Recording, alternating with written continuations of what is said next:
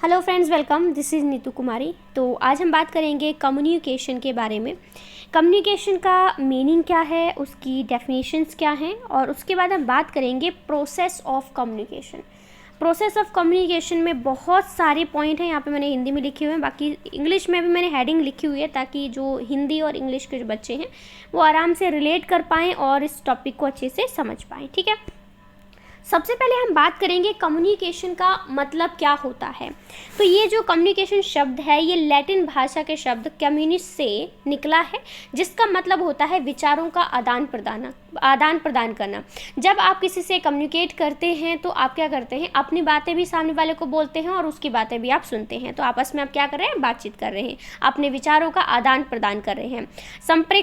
संप्रेषण यानी कि जो कम्युनिकेशन है उसको हिंदी में संप्रेषण कहते हैं। ठीक है, संप्रेषण एक ऐसी कला है जिसके अंतर्गत विचारों, सूचनाओं, संदेशों एवं सुझावों का आदान प्रदान होता है। संप्रेषण एवं निरंतर चलने वाली प्रक्रिया है। जो संप्रेषण होती है ना, ये कॉन्टिन्यूअस चलने वाली प्रक्रिया होती है, जिसके द्वारा हम दूसरे व्यक्ति को एक समूह दूसरे समूह को भावनाओं, सूचनाओं का आदान प्रदान करता है। यानी कि जो कम्युनिकेशन होता है वो कॉन्टिन्यूअस प्रोसेस होती है। ऐसा नहीं है कि आप एक ही व्यक्ति से लगातार बातचीत करते रहते हैं, आप औरों से भी कुछ ना कुछ अपनी फीलिंग शेयर करते रहते हैं।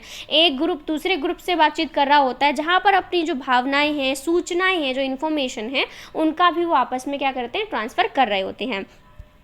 इसमें विचार, सूचना किसी स्रोत यानी कि सोर्स से सूचना प्राप्त करने वाले व्यक्ति तक पहुंचने की बात होती है। ठीक है, सीधी सी आपने समझना है। कम्युनिकेशन का सीधा सा मतलब है अपने विचारों का आदान प्रदान करना, खुद की भावनाएं दूसरों को समझाना और दूसरों की भी भावनाओं को समझना और उनकी कद्र करना। ठीक है, ये हमारा मीनिंग होता है कम्युनिकेशन का। उसके बाद हम बात करते हैं डेफिनेशंस ऑफ कम्युनिकेशन। यहाँ पर मैंने 2 डेफिनेशन दी हैं। जो भी डेफिनेशन आप याद कर पाते हैं उसको ही आपने लेना है। बिल्कुल ये नहीं सोचना कि कौन सी लंबी डेफिनेशन है, नहीं, जो आप अच्छे से एक्सप्लेन कर पाएँ उसको टू द पॉइंट, जिस तरह से दी गई डेफिनेशन होती है वो आप याद कर सकते हैं, तो इसी को करें। ठीक है, तो अगर हम दूसरी डेफिनेशन को देखें जो कि लुगीज और बीगल ने दी है, उन्होंने कहा है कि संप्रेषण वह प्रक्रिया है जिसके द्वारा सामाजिक व्यवस्था के अंतर्गत सूचनाओं, निर्देशों तथा निर्णयों द्वारा लोगों के विचारों, मत तथा अभिवृत्तियों में परिवर्तन लाया जा सकता है। ठीक है, मत का मतलब भी हमारे व्यूज़ होता है, अपने पॉइंट ऑफ व्यू को सामने रखना। ठीक है, तो ये डेफिनेशन एक ऐसी चीज़ होती है जिसको आप समझा नहीं सकते, क्योंकि इसकी ज़रूरत नहीं होती। जिसने जो डेफिनेशन जिन शब्दों में दी है आपको बिल्कुल वैसी की वैसी एग्जैक्ट याद करनी पड़ती है। ऐसा नहीं है कि आप किसी चीज़ को समझ के अपने शब्दों में पेपर में लिख के आ जाते हैं। डेफिनेशन के मामले में आप ऐसा नहीं कर सकते। जैसे किताब में लिखा होता है ना, टू द पॉइंट आपको याद करना पड़ता है, वही लिखना पड़ता है। आप अपनी मर्जी से सोच समझ के डेफिनेशन को नहीं लिख सकते। 2 डेफिनेशन दी हुई है मैंने, जो भी आप याद कर सकते हैं उस डेफिनेशन को याद कर लेना, बट करना ज़रूर। एक डेफिनेशन तो आपको लिख के ही आनी है, एक से ज़्यादा लिखने की ज़रूरत नहीं होती है। कई बार 2-3 लिखते हैं बच्चे, एक डेफिनेशन ही मांगते हैं टीचर, तो एक ही डेफिनेशन लिखना, उसी को याद कर लेना। प्रोसेस ऑफ कम्युनिकेशन की बात करते हैं। अब देखो, प्रोसेस ऑफ कम्युनिकेशन में मैंने पूरा सा स्ट्रक्चर बनाया हुआ है। तो यहाँ पर मेरे आप जो तीर देखोगे वो एक दूसरे से रिलेट करते हुए जा रहे हैं। ठीक है, तो कोई कौन सा पहला है, कौन सा दूसरा है, इसमें मैंने कोई पॉइंट ऑफ व्यू इसमें स्ट्रक्चर में नहीं दिया हुआ है। बाकी मैं यहाँ पे आगे बताती हूँ। वो भी कोई आगे भी जो पॉइंट मैंने दिए हुए हैं ना, उसका भी कोई ये नहीं है कि हाँ ये पहले नंबर पर पॉइंट आएगा, दूसरे नंबर पर आएगा। जो भी आपको याद आ जाएगा वो आप लिख सकते हैं। ठीक है, अब हम बात करते हैं सबसे पहले पॉइंट की, वो है सोर्स ऑफ कम्युनिकेशन।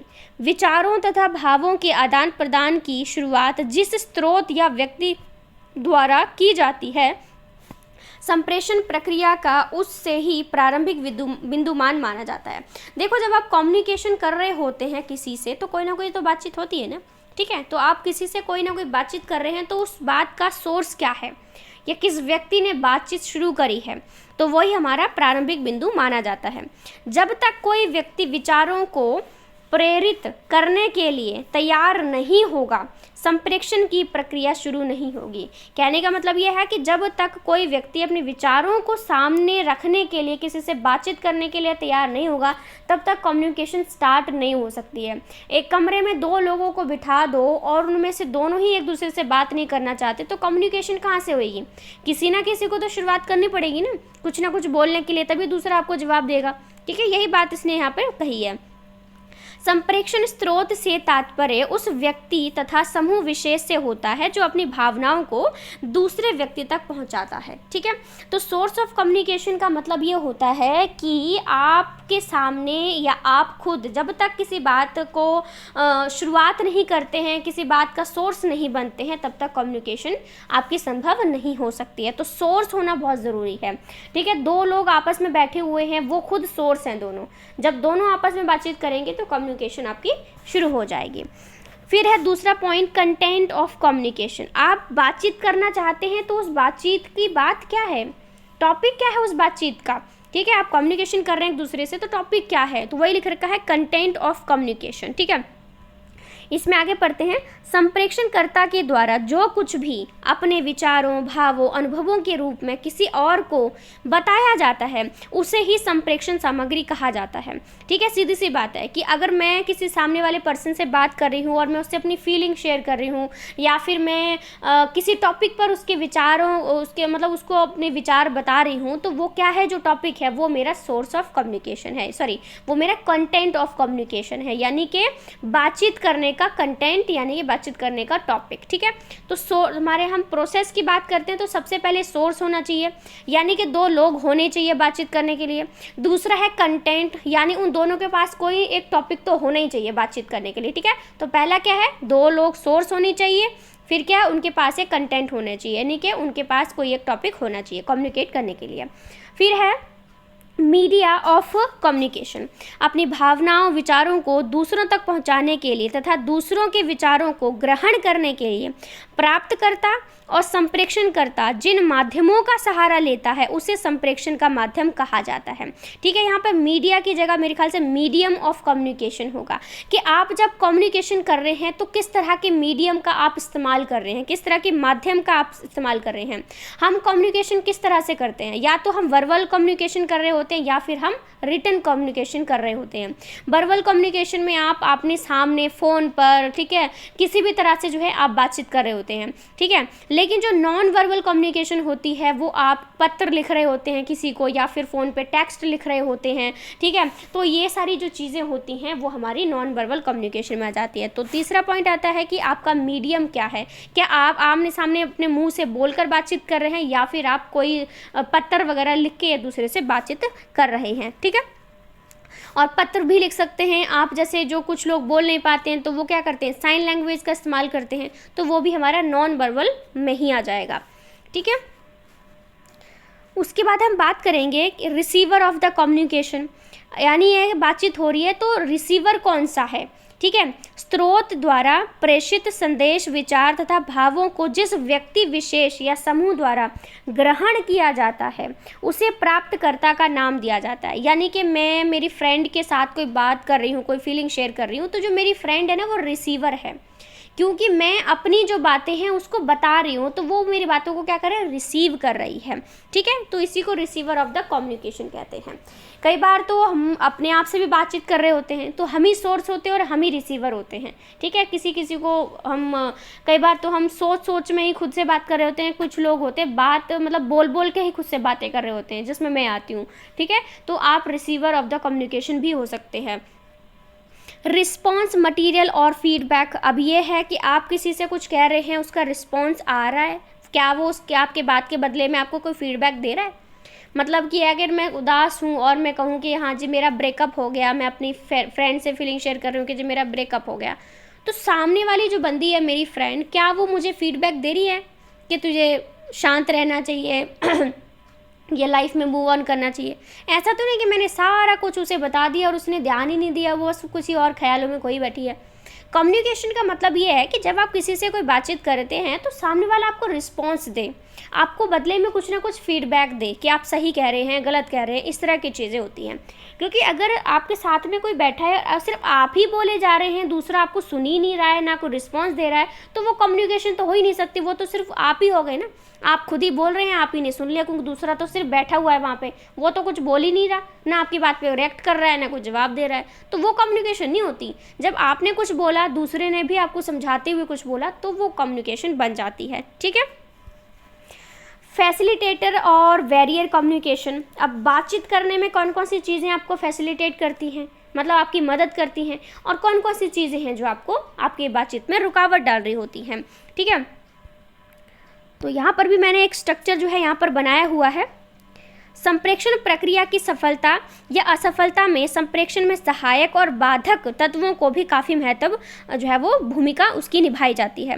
जैसे अगर मैं इस पॉइंट को, ये जो स्ट्रक्चर है इसको छोड़ दूं, अगर मैं अपने हिसाब से बताऊं तो देखो, आप जब कम्युनिकेट कर रहे हो किसी से तो कौन कौन सी चीज़ें हैं जो आपको फैसिलिटेट करेंगी। आपको भाषा आती है, तभी आप एक दूसरे से कुछ बातचीत कर पाओगे, है ना। वो भाषा जो है आपको फैसिलिटेट कर रही है। आप नहीं बोल पा रहे हैं तो साइन लैंग्वेज आप बोल करके जो है वो समझा पाएंगे। वो भी नहीं आती है तो आप लिख कर समझा देंगे। तो ये जो सारी चीज़ें हैं वो आपको बातचीत करने में हेल्प कर रही है। ठीक है। दूसरा है बैरियर ऑफ कम्युनिकेशन। अब barrier of communication language barrier भी है, क्योंकि अगर मैं जिस भाषा में दूसरे को अपनी बात बता रही हूँ उसको नहीं आती वो भाषा, तो फिर कम्युनिकेशन में तो मुश्किल ही हो रही है ना। अगर मैं जिस भाषा में बातचीत कर रही हूँ दूसरे को भी वो भाषा आती है, तभी तो मेरी बात को समझ पाएगा, तभी तो लौट के कुछ जवाब दे पाएगा, है ना। तो ये लिख रखा है कि जो भाषा होती है ना वो आपकी हेल्प भी करती है, लेकिन अगर भाषा दूसरे वाले को नहीं आती है तो वो रुकावट भी आपको पैदा कर रही होती है। कई बार आप ढंग से बोल नहीं पाते हैं, ठीक है, स को फ बोल रहे हैं, या आपका मुंह थोड़ा सा टेढ़ा होता है जिसकी वजह से आप अपनी बहुत सारी बातें बोल नहीं पाते हैं। तो आपकी जो फिजिकल प्रॉब्लम है वो आपकी कम्युनिकेशन करने में क्या कर रही है, बैरियर आपकी आ रही है। समझ गए मैं क्या कह रही हूँ। ठीक है। और कुछ लोग तो बोल ही नहीं पाते हैं, बिल्कुल ही गूंगे होते हैं, तो वो उनकी जो फिजिकल प्रॉब्लम है वो तो और सबसे बड़ी बैरियर होती है। ऐसे लोग ज़्यादातर अकेले ही रह जाते हैं, क्योंकि बहुत सारे लोग उनसे बातचीत ही नहीं करना चाहते हैं। ठीक है। क्योंकि अगर उसको साइन लैंग्वेज आती है तो सामने वाले को नहीं आती है, तो बंदा कहाँ जाए अपनी फीलिंग शेयर करने के लिए। आगे है टाइप्स ऑफ कम्युनिकेशन, जो मैं आपको बता भी चुकी हूँ। टाइप्स ऑफ कम्युनिकेशन में हमारा आता है कि in terms of communication media और in terms of communication situation. ठीक है। अब देखो, टाइप्स ऑफ कम्युनिकेशन कोई बोलेगा तो वर्बल, नॉन वर्बल, ये तो हम हमेशा ही लिखते हैं, लेकिन आप दूसरी तरीके से आज पढ़ने वाले हैं। अगर हम टाइप्स करें तो पहला टाइप है कि कम्युनिकेशन मीडिया के हिसाब से आपकी किस तरह से कम्युनिकेशन होती है। तो कम्युनिकेशन मीडिया के हिसाब से आपकी वर्बल, नॉन वर्बल और न्यूट्रल और मैकेनिकल कम्युनिकेशन आपके इसमें आ जाते हैं। ठीक है। लेकिन अगर हम बात करें कम्युनिकेशन सिचुएशन के हिसाब से तो फिर हम इसको बाद में पॉइंट करेंगे कवर। ठीक है। अब देखो हमने बात करी types of communication. Types of communication में दो है। एक हमारी कम्युनिकेशन मीडिया के हिसाब से हमारी कम्युनिकेशन होगी, जो कि वर्बल, नॉन वर्बल, न्यूट्रल और मैकेनिकल कम्युनिकेशन होगी, और दूसरी हमारी होगी इन टर्म्स ऑफ कम्युनिकेशन सिचुएशन, जिसके पॉइंट उन्होंने हमने यहाँ पर मेंशन किए हुए हैं। अब हम बात करते हैं वर्बल एंड नॉन वर्बल में। जब आप वर्बल कम्युनिकेशन कर रहे होते हैं तो आपके फेशियल एक्सप्रेशन दिख रहे होते हैं, है ना, लैंग्वेजेस ऑफ द आईज। कुछ लोग तो आपकी आंखें देखकर ही समझ जाते हैं कि आपकी आंखों में प्यार है, गुस्सा है, क्या बोलना चाहते हैं। जो आपके करीबी होते हैं वो आपको बिना बोले ही समझ जाते हैं कि इसको क्या दिक्कत है ना। तो वो भी है आपकी आंखों की भाषा जिसे बोलते हैं। बॉडी लैंग्वेज, आप किस तरह से फ्लर्टिंग वाली लैंग्वेज में आप दूसरे से बातचीत करना चाहते हैं, बहुत सीरियस हैं, गुस्से में हैं, प्यार से बात कर रहे हैं, तो बॉडी लैंग्वेज में वो दिख जाता है। साउंड सिंबल, आप किस तरह की आवाज़ है आपकी। अगर आप उदास होते हैं तो बहुत धीमे धीमे बोलते हैं, बहुत धीमी आवाज़ में। बहुत एक्साइटेड होते हैं तो आप क्या करते हैं, चिल्ला चिल्ला के बात करते हैं। तो साउंड सिंबल भी आपका कम्युनिकेशन होता है। सिंबल, कोड, लैंग्वेज, सिंबॉलिक, आप कुछ इशारों में बातचीत कर रहे होते हैं। फ्रेंड को आप क्लास में बैठे होंगे तो कुछ ना कुछ इशारे कर रहे होते हैं, आप कोई भी इशारा कर दे, दूसरा आपका फ्रेंड समझ ही जाएगा। तो वो भी एक सिंबॉलिक कोड लैंग्वेज होती है। हम कुछ ना कुछ कोड बना लेते हैं ना, कि अगर मैं कोई दिल बनाऊं हाथ से तो समझ जाना मैं ये कह रहा हूँ। जैसे पेपर में स्पेशली चीटिंग के टाइम पे तो आप करोगे, मैं अगर 2 उंगली दिखाऊं तो क्वेश्चन नंबर 2 का ऑप्शन नंबर 2 होगा, ठीक है। इस तरह का हम लोग करते हैं ना, तो वो कुछ नहीं बोल रहे हैं उसमें, ठीक है, ना साइन लैंग्वेज का यूज़ कर रहे हैं वहाँ पे, है ना। साइन लैंग्वेज दूसरी भाषा की बात कर रही हूँ जो ब्रेल लिपि वाली होती है, ठीक है। ना ही तो बोल रहे होते हैं वहाँ पे वो, ठीक है, और ना ही वो लिख रहे होते हैं, बस वो कुछ ना कुछ इशारे वगैरह करके ही कम्युनिकेट कर रहे होते हैं एक दूसरे से पेपर में, ठीक है। तो वही चीज़ें मैंने यहाँ पर लिखी हुई दिखाई हैं। वर्बल कम्युनिकेशन जो आप अपने मुंह से भाषा के माध्यम से साउंड के थ्रू एक दूसरे से बातचीत कर रहे होते हैं, तो वर्बल कम्युनिकेशन आ जाती है, ठीक है। उसके बाद है नॉन वर्बल कम्युनिकेशन तो आपको पता ही है, जिसमें आप भाषा का प्रयोग नहीं करते, आप या तो आँखों की भाषा का इस्तेमाल करते हैं, शारीरिक भाषा का इस्तेमाल करते हैं, ठीक है, या फिर आप कुछ ना कुछ साइन वगैरह दे रहे होते हैं, उससे कम्युनिकेट कर रहे होते हैं। बाकी वही है फेशियल एक्सप्रेशन वगैरह, तो मुझे नहीं लगता कि मैंने आपको अच्छे से समझा दिया है ना। तो यहाँ पे लिखे हुए पर बिल्कुल भी ध्यान नहीं देना, कोई ज़रूरत नहीं है इसमें, क्योंकि मैं आपको जो वर्बली समझा देती हूँ वही चीज़ आपको बहुत काम आ जाएगी। बाकी रीड करने वाले रीड कर सकते हैं, मैं बिल्कुल भी नहीं आपको ऐसा नहीं कि दिखा नहीं रही, जो लिखा हुआ है वो दिखा दिया मैंने, ठीक है। सिम्बॉलिक कोड लैंग्वेज पढ़ती हूँ मैं आपको, ठीक है, अगर समझ में नहीं आएगा तो इस प्रकार की भाषा सर्वमान्य, सर्वव्यापी और बहुचर्चित नहीं होती, बल्कि यह एक संकेतात्मक तथा प्रतीकात्मक भाषा होती है, जिसमें बिना शब्दों का प्रयोग किए मात्र शारीरिक या ध्वनि संकेतों के जरिए अपनी बात दूसरे तक पहुंचाने का प्रयत्न किया जाता है, ठीक है। तो सिंपल सी बात आ जाती है। अभी हम पिछले उसमें जाते हैं, यहाँ पे लिखा है इन टर्म्स ऑफ कम्युनिकेशन सिचुएशन। तो देखो कई बार सिचुएशनल कम्युनिकेशन होती है, जो कि 1-to-1 कम्युनिकेशन होती है, स्मॉल ग्रुप होती है, लार्ज ग्रुप के बीच में भी होती है, इंस्टीट्यूशनल में भी आपस में कम्युनिकेशन होती है, ठीक है। और ये लास्ट में पता नहीं मैंने मैसी क्या लिखा हुआ है, ये भूल गई, बहुत टाइम के नोट्स है ना मेरे पास इसलिए। तो कम्युनिकेशन का जो टॉपिक है मेरे ख्याल से समझ में आ गया होगा, ठीक है। और ये सब चीज़ें मैंने आपको अच्छे से बता दी हैं। बाकी अगर वीडियो अच्छी लगी हो तो मुझे कमेंट करके बताने में बिल्कुल देरी ना करें, अच्छी लगी हो बुरी लगी हो कमेंट के ज़रूर करिएगा और बताइएगा कैसा लगा आपको, ठीक है। वीडियो को लाइक शेयर, चैनल को सब्सक्राइब अच्छा लगता है तो कर लेना, ठीक है। So thank you so much friends, बहुत बहुत धन्यवाद।